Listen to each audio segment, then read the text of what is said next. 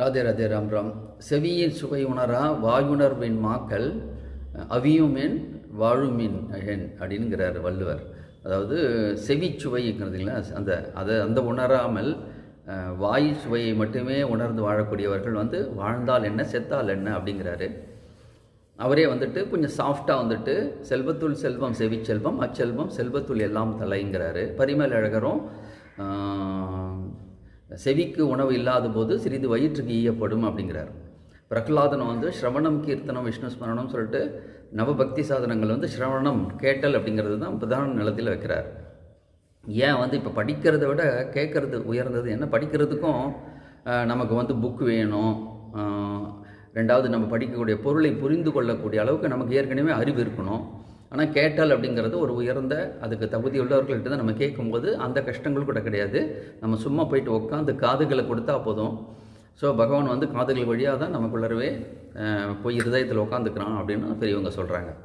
அப்போ அந்த எந்தெந்த சாஸ்திரங்கள்லாம் கேட்கலாம் அப்படின்னு பார்க்கும்பொழுது முதல்ல காமசாஸ்திரம் இருக்குது. காமசாஸ்திரமும் படிக்கிறாங்க, கேட்குறாங்க. அது கீழ்நிலையானது. அதுக்கு உயர்ந்தது அப்படின்னா அர்த்த சாஸ்திரம் இருக்குது. ஸோ பணம் சம்பாதிக்கிறது குறிக்கோளாக இருக்குது. ஏன்னா பொருள் இல்லாருக்கு உலக இல்லை அப்படிங்கிறதுனால. அதனால் அர்த்த சாஸ்திரத்தை கேட்குறாங்க. அது கொஞ்சம் பெட்டர். அடுத்தது தர்ம சாஸ்திரங்கள் இருக்குது. நமக்கு தர்மத்தை போதிக்கக்கூடியது. பகவானே ராமனா கிருஷ்ணனா தர்மங்களை சொல்கிறாருன்னு பார்க்குறோம். முக்கியமாக நம்ம இந்த ராமாயணம் மகாபாரதம் நம்மளுக்கு தர்ம சாஸ்திரங்கள். அதுலேருந்து நமக்கு தர்மமும் போதிக்கப்படுறது. நம்ம அப்போ தர்ம சாஸ்திரத்தை படிக்கிறது அப்படிங்கிறது அடுத்த நாள். அதுக்கு அடுத்தது மோட்ச கிரந்தங்கள், மோட்ச சாதனங்கள், மோட்ச சாஸ்திரங்களை முக்திக்கான சாஸ்திரங்களை படிக்கிறது அப்படிங்கிறது.